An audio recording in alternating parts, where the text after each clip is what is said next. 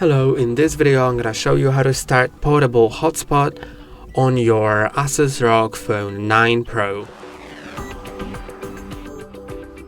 Do it, go to the settings, then in settings go to network and internet, then hotspot and tethering, enable Wi-Fi hotspot, then click on OK.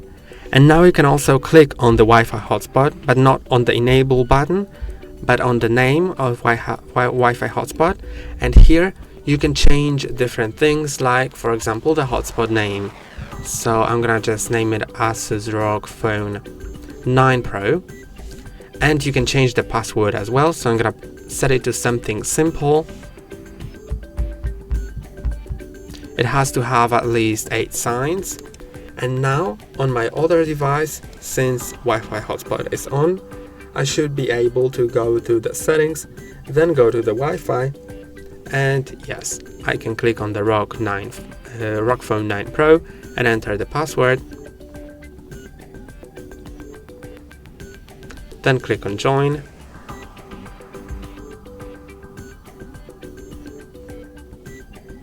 And as you can see, I'm connected now.